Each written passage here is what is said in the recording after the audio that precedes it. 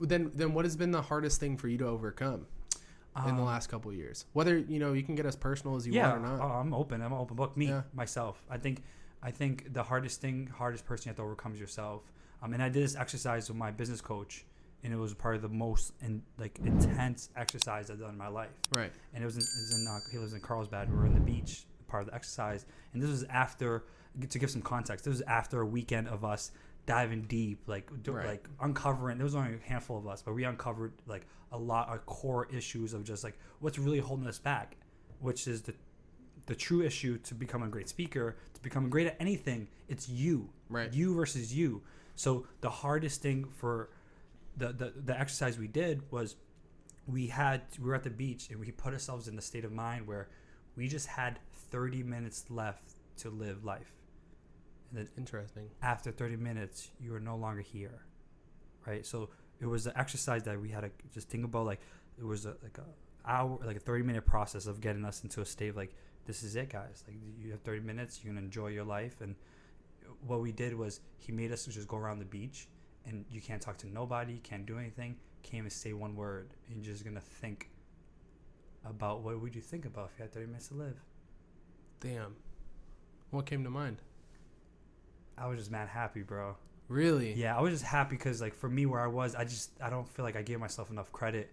Where we think like credit is like success, and like how you define money, it can change that cars, so much. Yeah. And like for me, I just like had a feeling of like, damn, yo, like, you know what?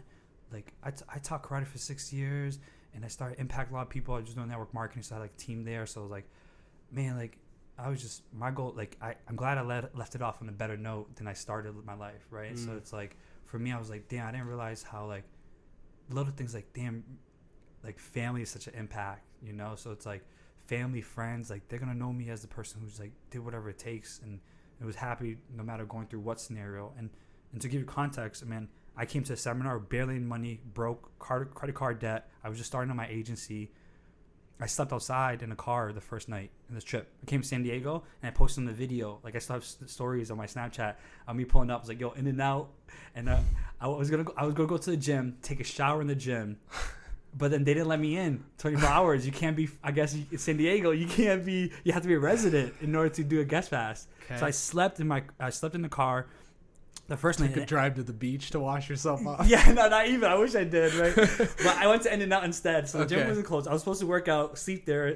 Take a shower there at least, and then sleep in my car. And then it didn't work out. So I went to In-N-Out instead, which was fun. And then, because I'm East Coast, so I was coming from Boston. In-N-Out's new to you? Yeah, it was new to me. So I was like, heck yeah, I got to go pull up to. How was it? Gym. It was amazing. I was like, forget the gym. This was what I really needed top emotionally. 5. Right. So, yeah, so like, I guess exercises like that gets you to realize like, facing yourself is the hardest thing. I always say, you can be tough. And for me, I'm a fighter, right? So, like, don't come tough guy on me. We can spar, right? It's like... Man, and at the end of the day, what's weird about that? All of the people that I've ever met that were fighters or in martial arts or any of those things, even throughout my wrestling years and all that stuff, you realize a lot of those people, despite the front that they have and despite the abilities that they have physically, some of the softest, most kind people you can meet. Mm-hmm. Yeah. Like, hands down, every single time. My instructor, Faye Sensei. Shout out to Faye Sensei. But yeah, he's the sweetest. Like he avoided barely any fight. Like he's not a fighter, but you turn him on, he turns on. Right. That reminds me of Nipsey. There was a video of Snoop Dogg talking about Nipsey Hussle and how he embodies the essence of Tupac, like what Tupac spoke about, the seed that Tupac planted is what Nipsey became, right? So I guess there's a quote of Tupac saying, I might not be the one to change the world, but I'll be one to plant the seed. Right, exactly. And Snoop was talking about how Nipsey was the growth of that seed that Tupac planted.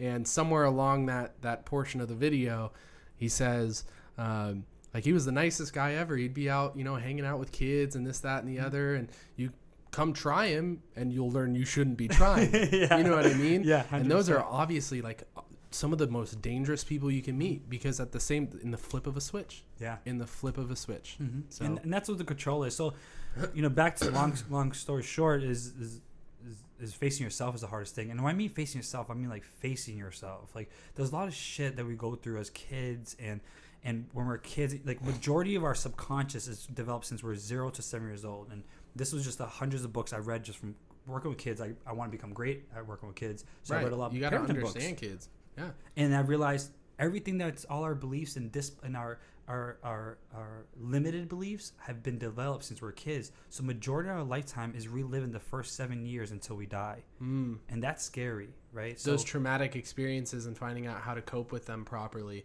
That's interesting. Okay. So I think finding and going through and figure out what's truly like it's so deep ingrained that's so hard for us to do it. That's why you can't see the picture in the frame. That's why I'm a big believer in mentors and coaches. Right. Like I got mentors and coaches around me in every area of my life. Like I'm Right. very specific on who I'm around, the people I'm around, the people purposefully I am. And I tell people, like when I first want to get in shape, all my friends were ripped. It makes sense. Right. Guess who's gonna get in shape? Right. Guess who lost 40 pounds in a few months? You know, Right. it's like it's really super simple once we just get down to the bottom fact of being clear on what you want and then being clear that whoever you surround yourself with, you'll become. So it's like once I realized, all right, I gotta face myself. All right, this is what I gotta do. I gotta just be around these type of people. How do I get in front of these type of people? And I didn't have anyone, so I used YouTube videos. You know, I used to say, oh, Jim Rohn's my mentor. He's not even alive. Right. You know, A lot of the time it's too is like nowadays you see people like, I don't know how to, like if I stop hanging out with my friends and I have no one to hang out with, I have no one to learn from, where do I even find a mentor? I feel like media is huge. Like changing who you follow on social media in its own can make a huge impact on you, especially if you don't have a means for finding mentors right now, which I feel like is a huge problem for people. Yeah. Again, going back to the fact that there's a lot of fake people out here too, right, who build this or that and try to show themselves as one thing but really are another. It really can be hard to find mentors nowadays. Yeah. But the way you're describing mentors, right, you're almost describing mentors just as friends who have things that you want. Yeah, because that's how simple it is, right? I think we overcomplicate mentors, and then be very clear. When this is what I write about in my book, is that mentors, although someone's really good at one area of life, doesn't mean you want to copy everything they do. Yeah. I have one friend who's really like smart business guy, like really good business person, like, and I learned a lot of sales and just overall how to demeanor around this guy.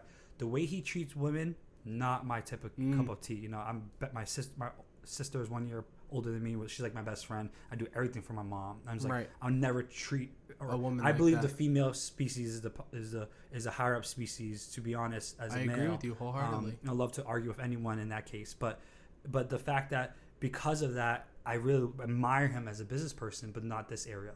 Right. And people tend to forget that, where it's like, yeah, he's good at business, but look at his whole life.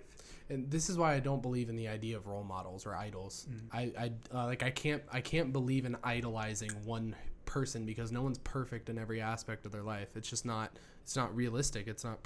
You can't put enough energy and focus into every aspect of your life to be perfect at everything. Yeah. It just doesn't happen. Yeah, and that's the problem. They idolize them, and then they do everything they do. Right. You know, and it's like that happened in the martial arts industry. We had a powerful guy who was a martial arts instructor, badass business person, entrepreneur, hundreds of students. This guy was top of the world. Like we would model him because like this guy has 12 schools. Me and Sensei were like, we want to be like this guy because we were franchising our karate schools. So Right. Like, all right, this is how we're going to do it. This is his structure. Like we would follow his curriculum.